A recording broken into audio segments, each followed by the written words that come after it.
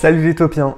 Aujourd'hui, une courte vidéo pour faire le point sur l'actualité un peu Imagineering de ces dernières semaines. Vous le savez, en ce moment, il y a deux très grands chantiers qui concernent les parcs Disney, deux grandes nouveautés qui sont particulièrement attendues dans les parcs. D'un côté, l'attraction Cosmic Rewind qui va ouvrir dès cet été à Epcot dans le cadre du 50e anniversaire de Walt Disney World, une attraction basée sur l'univers des Gardiens de la Galaxie, et de l'autre, au Magic Kingdom, le tout premier parc de Walt Disney World, l'ouverture de l'attraction Tron Lightseek Power Run, qui est une duplication d'une attraction déjà existante à Shanghai Disneyland, qui a ouvert en 2016. Et aujourd'hui, pour la première fois, on va voir ensemble des images de l'intérieur de ces deux attractions, puisque les véhicules ainsi qu'une partie du tracé des deux coasters ont été dévoilés. Et je vous propose qu'on démarre tout de suite par Cosmic Rewind. Cette semaine, on a vu pour la première fois ce qu'il y a derrière les fameuses palissades, là où est posé un des vaisseaux des Cortes de Nova. En fait, on a découvert une partie de la queue de l'attraction. Ce sera une sorte d'exposition.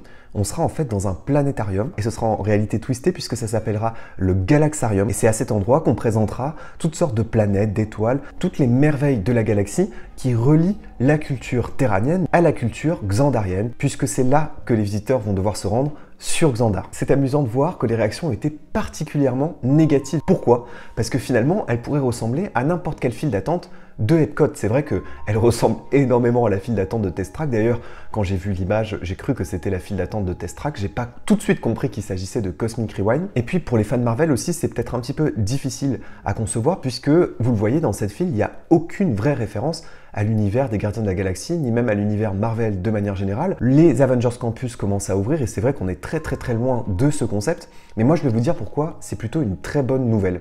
Aujourd'hui, à Walt Disney World, il n'y a pas vraiment de possibilité pour Disney d'exploiter sa franchise Marvel comme il le voudrait, puisque c'est le parc Universal qui, à Island of Adventure, possède aujourd'hui un land Marvel. Donc Disney a l'autorisation d'exploiter son univers Marvel, mais plutôt à travers des franchises qui ne sont pas encore exploitées dans Universal. Et je vous fais pas un dessin, c'est évidemment à Universal qu'il y a les franchises les plus populaires, avec des personnages comme Spider-Man, Hulk, autrement dit, une grande partie des Avengers sont déjà exploités dans ce land Marvel. Donc, le choix d'Epcot était déjà une sorte de choix un peu audacieux parce que, évidemment, qu'il n'était pas question de faire d'Epcot un parc Marvel. Et au contraire, cette file d'attractions est plutôt très intelligente puisque si ça pourrait être n'importe quelle file d'un pavillon Epcot, eh bien ça veut dire qu'on est encore dans un pavillon d'Epcot et qu'on respecte là la storyline d'origine d'Epcot. Toute la première partie d'Epcot est censée rendre hommage aux sciences spatiales, aux sciences de la Terre. Avec l'arrivée des Gardiens de la Galaxie, on va évidemment traiter donc du coup de la science-fiction, mais on voit que c'est encore profondément relié à la storyline d'Epcot.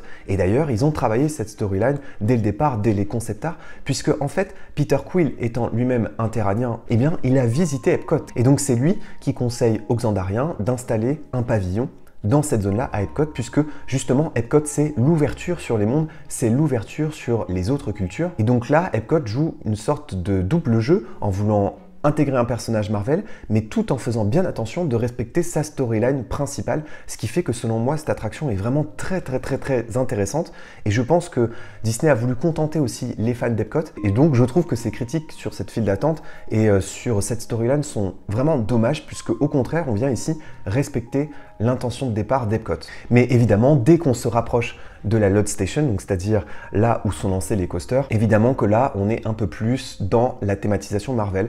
Alors il faut préciser tout de même qu'il n'y aura pas d'animatronics dans cette attraction, c'est ce qu'ont révélé plusieurs blogs et groupes de fans Disney.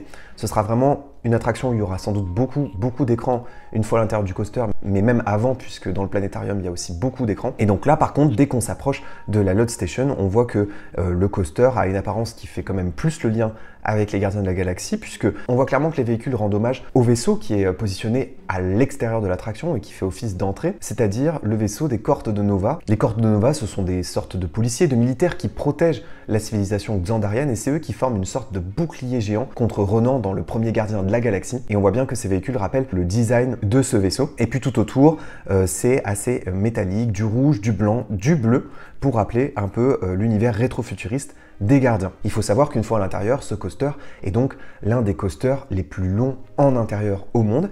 Et puis, ils appellent aussi ce coaster un Omni-Coaster. C'est inspiré de ce qu'on appelle les Omni-Movers.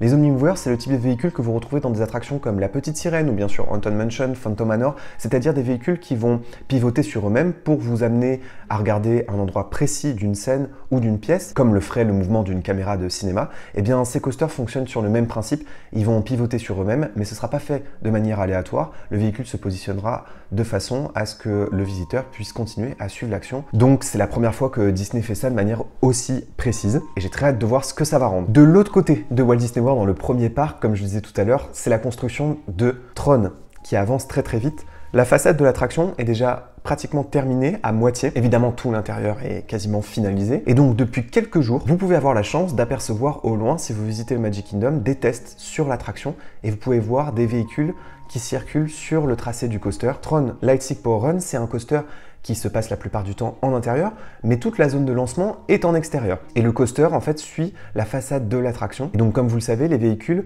ce sont des motos, donc il faut s'installer de manière un peu inclinée. Et la rambarde de sécurité vous tient par l'arrière, exactement comme dans l'attraction Flight of Passage. Et une fois à l'intérieur, il n'y a pas d'aversion, il n'y a pas de looping. Là aussi, pas d'animatronics. Ce ne sont que des écrans, des toiles, des miroirs. Ça reste un coaster quand même assez familial, qui se situera vraiment en face de Space Mountain. Et ce qu'on oublie souvent aussi avec ce coaster, c'est pas juste l'ouverture d'un coaster, c'est aussi l'extension du Tomorrowland et pour la première fois il offrira aussi un point de vue incroyable sur Space Mountain qui n'était pas vraiment visible depuis l'intérieur du parc au Magic Kingdom. Donc les véhicules ils sont noirs mais bien sûr ils seront éclairés.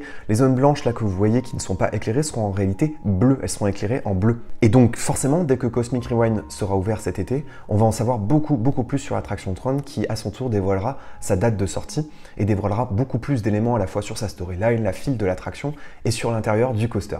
Voilà, c'était le petit point d'actualité rapide sur toutes les nouveautés qu'Imagineering prépare en ce moment. Si cette vidéo vous a plu, je vous ferai des petits récaps Imagineering de temps en temps. Dans ce genre de vidéo, je mélangerai plusieurs sujets comme je viens de le faire là. Si ces petits formats d'actualité vous plaisent, eh bien, je continuerai à les faire et on traitera de tous les autres projets Imagineering. Donc ça peut être aussi les boutiques, les attractions, les nouveaux hôtels qui sont en cours de construction. Dans des petites séquences d'actualité rapides où on mélangera tous ces sujets puisqu'ils ne peuvent pas forcément être traités individuellement. Encore une fois, merci d'avoir regardé cette vidéo et n'oubliez pas que vos rêves sont éternels. Bye!